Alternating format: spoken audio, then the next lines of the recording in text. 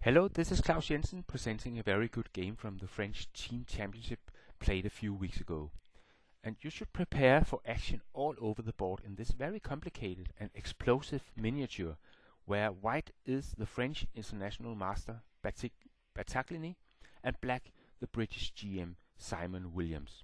And the game starts d4, e6, e4, d5, the French defense, and with knight c3, bishop b4, a3, white plays a sideline of the Vinegar by leaving out the normal e5 push here. Bishop takes c3, b takes c3, d takes e4, and queen g4.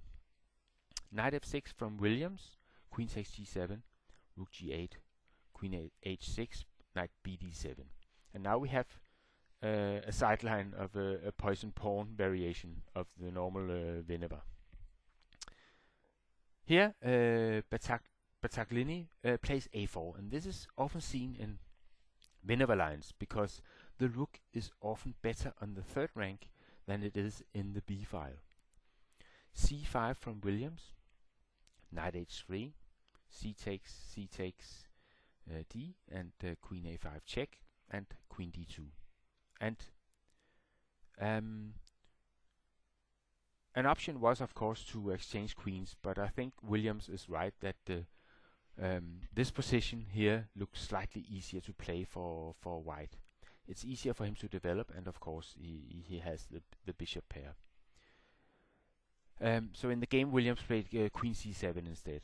And now comes rook a3, which is a multi-purpose move, so to speak. There are many different ideas attached to this move. Sometimes rook c3 can be annoying because the black queen might lack good squares. Another option here is idea is rook g3. Has been tried in some games with the idea of allowing the white squared bishop to move because right now it has to defend the g2 pawn. So rook g3 is neutralizing the active rook on g8.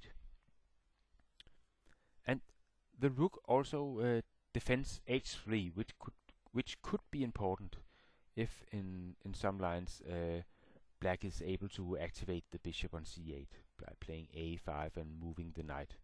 Then it's always nice for white to defend the knight without compromising his pawn structure. So there are many merits to rook a3. And now Williams plays e5, trying to free up his position somewhat by fighting for some central squares, e5, c5, and to give the bishop on c8 a future. And the problem for white is that d takes, knight takes, bishop b2, for example. Then bishop d7 is threatening to castle, and all of a sudden black has his pieces back into play. So instead, white here played bishop b2. And in this position, black decides to sack the e5 pawn by playing knight b6. And from white's perspective, it's nice now that the rook is defending the knight on h3, as we spoke of just before. So he can now take on e5 without compromising his pawn structure on the next move. So d takes e5, knight f to d5. And how should white continue here? Because I think he has to be careful, because the black threat e3 is not to be overlooked, which could break the communication between rook and knight. And possible plans include a possible plan here could be quick development of bishop and possible castling. For example, knight b5 check. Bishop b5 check. Bishop here exchange, but with queen takes d5, d7. Castle is out of the question right now because black has the knight fork on c4. So if castles, then knight c4. Another plan could be to develop the bishop slowly and then hopefully castle. by playing g3 here, with the intention, of course, bishop g2 and castle. But this fails immediately to the fork on c4. Knight c4. If the bishop takes, queen takes, the knight has to go, g5 for example, and now the tables have turned completely. Black is clearly in the driving seat, having the more active pieces, and white has also lost the bishop pair, by the way. So this is perhaps not the best plan. Another plan could be to neutralize the rook in the g-file. Rook g3, a common idea. And if rook g6 here, then white is clearly better after knight g5, because now the knight can take on e4, possibly go to d6, and also a5 is a threat, because the knight on d5 would then be undefended. So the best black can do after rook g3 is to exchange rooks. And again, white has some threats here. The most serious one being a5. And if black tries to defend the knight on d5 with bishop e6, for example, then knight g5. And again, we have this knight takes e4, knight d6 threat. And so black really cannot allow the knight into the game. So he's practically forced to exchange here on h3. And perhaps castle here. Then black has developed, but white still has a pawn and the bishop pair, and he is still better, I would say. And I guess this plan was considered by Battaglini. But he didn't play rook g3. Instead, he came up with queen d4. And what exactly does this queen d4 move do? Well, first and foremost, it avoids the knight fork on c4, and it also attacks the pawn on e4.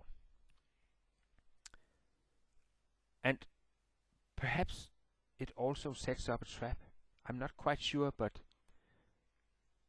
of course Battaglini must have considered what if Williams takes on c2. And I think he was hoping perhaps to trap the black queen in enemy territory after bishop b5 check, bishop d7, bishop takes, king takes, castles. Then it's looking quite scary for black. And if he tries to go with his queen to c4, here then queen d1, and there are some threats, a5, rook c3, because the knight is pinned to the king. There are some threats here, and it looks quite dangerous for black. And also a possibility instead of queen c2 was perhaps to take on h3 here. Rook takes, castling queenside, queen e4, and f5 here, because if e takes f5 en passant, then the queen is lost.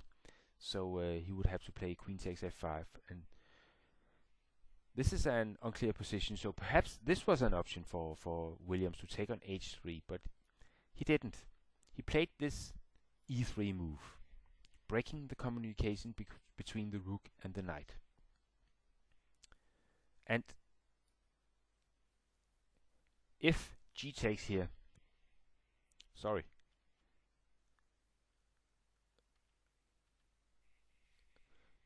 first Battaglini played a5, and again queen c2 was perhaps an alternative. Queen takes c2, bishop b5 check, knight takes, and white cannot take the knight because of queen b1 check.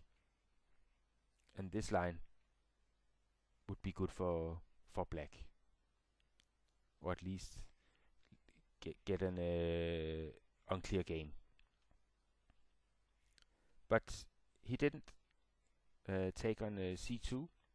He played bishop h3, takes h3, and here black gets some initiative if white takes back the bishop here, because then e takes f2 check, king takes, queen c2, and this line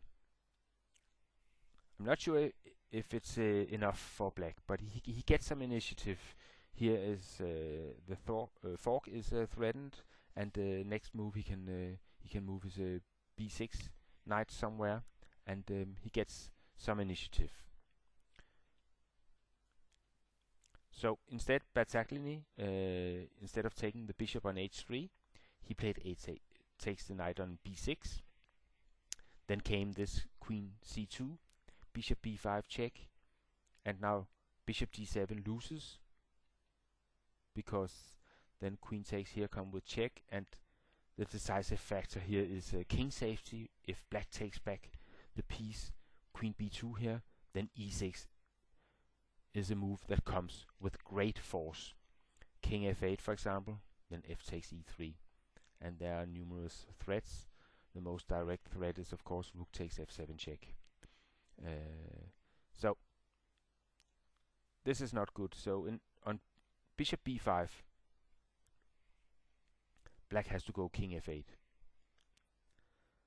And of course now, white still cannot take the bishop here, because then comes queen takes f2. And this is losing for white. Instead, rook takes e3. Then came queen b1 check, and king d2. And now black has taken an extra rook, but he is completely lost now. E6 comes now. This strong move, e6. If f takes, then rook f3 check, king e7, queen c5 check, king d8, rook f8 check, and there's a mate. This is only one of many mating lines in this line. So rook g5 from Williams. Then came queen h8 check, rook g8. And the most accurate here was in fact the very beautiful e7 check.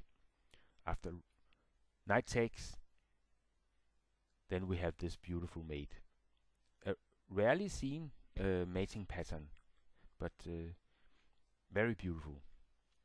But in the game, Battaglini played bishop a3, knight back to e7, queen f6. And now Simon Williams resigned the game. He will be mated in a few moves, so no need to play on. And I hope you enjoyed this amazing display of tactics all over the board from the French international master playing the British GM. And I hope to see you on my chess website at klausjensen.com. Bye bye for now.